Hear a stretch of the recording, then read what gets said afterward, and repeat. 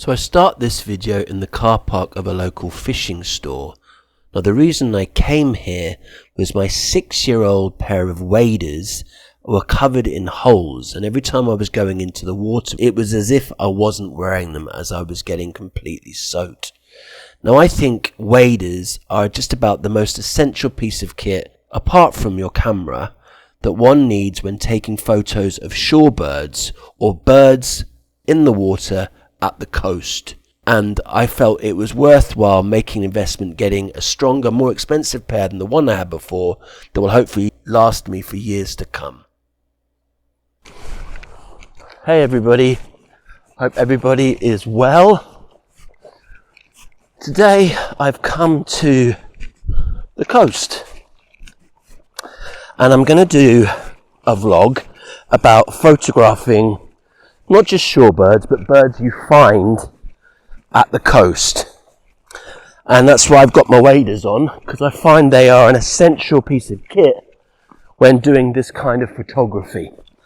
Now I've been here a couple of times in the last couple of weeks, but recently it's been full time when I've got here, so I couldn't do it. Now the tide is out a bit, so I've got all this mud flat. Oh look, we've got an osprey right here. Just he's going to come right over me. I should really have my camera ready.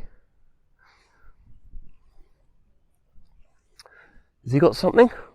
Anyway, so it's a lovely first bird to see. Osprey just there. I can now see what looks like a lesser sand plover moving away from me.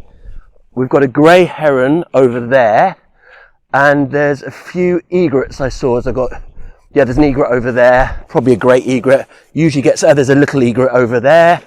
There might be some whimbrels, some curlews, some lesser sandpiper, some greater sandpiper. You might also get some dunlins, which I love. You might get quite a lot of different species here. So what I'm going to focus on today is techniques to enable one to get the best shots they possibly can when photographing in this kind of environment. Now, shorebirds can be very skittish, but they can actually let you get pretty close if you use certain techniques. One of the main ones is don't walk quickly directly to them. They will fly off every single time. But in this area, a lot of old people come and they actually pick up the clams, which they use in miso soup here. They get these small clams, and when the water goes out, you'll see a lot of people coming in here and fishing for them. Some of them even take a lot and they sell them to some of the local restaurants who also put them in their soup. But that means there are a lot of people that come here. Now actually I'm the only person here today, which is lovely. Some ruddy turnstones. You might also get some dunlins, which I love. Back to the car, might get absolutely gutted to see that the windshield for my mic had come off, as you can see there. I carried on recording, so the audio from this point wasn't as good. I apologise. I now have to try and get a new one somewhere. I don't know how I'm going to do that. Absolutely gutted, but I adjusted my camera bag and it fell off. What can you do? My point is, the birds that come here, they are used to people. Now, if you walk right up to them, they will fly off. But if you act as if you're not particularly interested in them, and then you kind of walk not looking at them, but sort of sideways, meander your way gradually closer, you can be surprised how close you can actually get. And the reason I wear the waders as well is often if I get into the water up to about knee height and I approach that way, you can get even closer. If you approach the bird and the sea's behind the bird from you, they can just take off. But if you're on the other side, if you're between the bird and the sea, they don't want to take off, so they'll just walk inland. So I don't want to scare them. I don't get that close. As I said, there are often people coming here fishing or getting these crabs, so they're used to people. So that's the first thing when photographing, getting close to the birds, because you know, this is a big area. You want to get as close as possible. The second thing you need is reach. I've got the Olympus 300mm on my OM1 with the teleconverter, so that gives me the equivalent of 840 millilitres. That's a long way, and I'll need that today.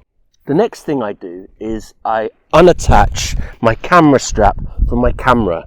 I have these things that make it very easy to attach and unattach. I can't remember what they're called, but they're very practical, because today I'm going to be doing a lot of holding my camera down low, just above the water, to get eye level. Eye level is always important with birds. With shorebirds though, it's the most important, because they're low. Obviously, you've got to get to ground level. There's such a big difference with shooting from a shorebird up high and getting down to its level. That means you can blur the distant background out. So here I've got several greater sand plovers. There might even be a couple of lesser sand plovers. And I've got pretty close. And again, I'm holding this down low. Now I'm doing most of my video recording now. The light's not great, but I can do the video stuff now, and then when the lights get better, then I'll focus on doing stills maybe in an hour or so. But yeah, I'm pretty close, and yeah, I want to use this as much as I can, low as possible. When I'm actually in the water doing it, what I do is I hold the camera in one hand, and I actually have my finger, my little finger, sticking out, and I basically control the camera, and I hold it just above the water, and I just use my left hand to keep it steady.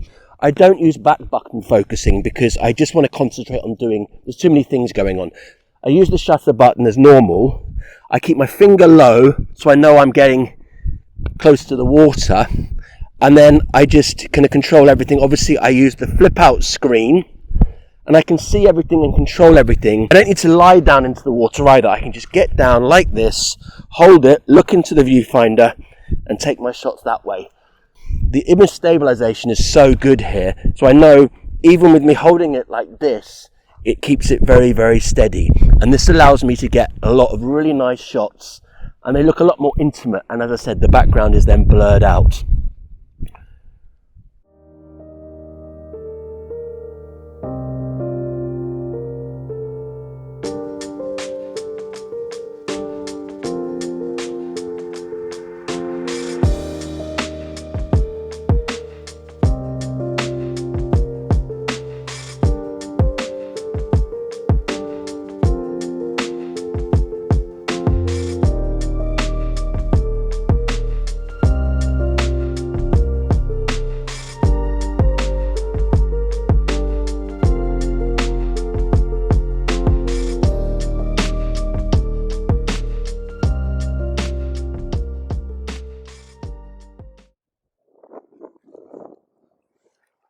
So coming from the water, I've actually got a lot closer to these birds just here than I would have done approaching from the land.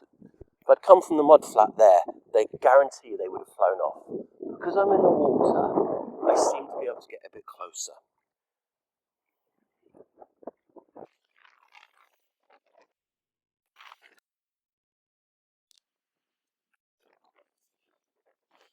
So I'm now at eye level of the bird.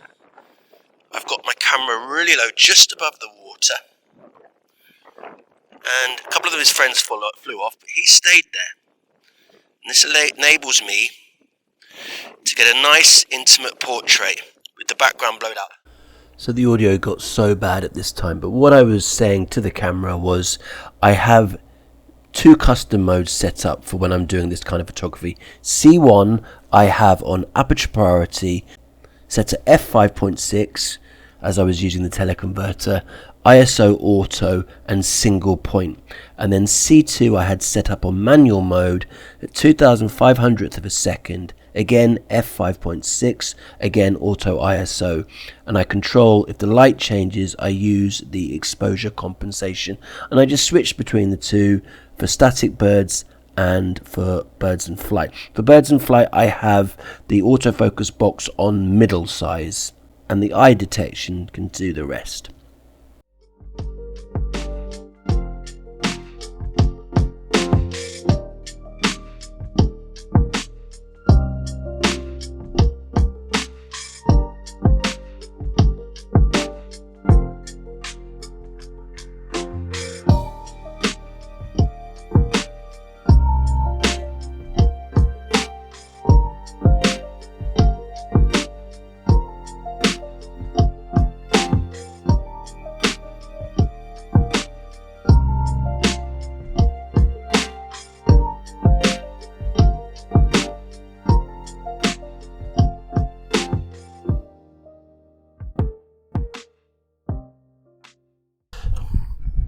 So I'd say the main reason this is probably my favourite setup I've ever used for this kind of photography is its size. It's so light. I don't use a tripod, as you know from my other videos. So when I'm doing this photography, I'm constantly moving, I'm up and down. I'm often holding the camera with one hand. And my old gear was so heavy that yes, you could still do it, but one, the image stabilization wasn't good enough, so you might need a tripod. I genuinely don't with this. And this is why I also really love the bird eye detection. I can have the middle-sized box, I can drop down, and I can just put the box over the bird, and I know that the eye detection will pick it up. In the past, I would use single point, and I would have to manually make sure that it's over the eye, or I couldn't guarantee of getting a sharp shot. Whereas this, I know, there's the bird, the box is over the bird approximately. I just trust the bird eye to get the bird sharp. And I know that the IS is also doing its job. And I know that I'm just looking down at my flip-up screen and the camera's doing the rest. It's that easy. So as long as I can do my part, which is getting close to the bird, but then the camera takes over. I just hold it above the water and I know that it's just going to get me covered. I get back to the computer. I know I'm not going to be disappointed, but I'm going to have a load of really nice shots. So yeah, for this kind of photography, having a lightweight setup with 840 millimeters is just so key. And I can go into the water because it's light. I know I'm not going to drop it, although I probably would, but yeah, so great setup for this kind of photography. I took 2 photos of this grey plover from the same distance just to illustrate what I mean about getting eye level with the bird. The first one, the bird is just in the water and I stood up and took this shot. And again, these are unedited, these are straight out of camera, it's just to illustrate the point. And as you can see, the bird's surrounded by the water, it's okay, but it's not very compelling, it's not very interesting. The second shot, I dropped to my knees and I put the camera just above the water. And again, it's not edited, but you can see with a bit of editing that the background is much more pleasing and the eye is drawn to the bird rather than the background. And the second shot, I think you would agree, is a much nicer shot. And that's why we try to get eye level with the birds.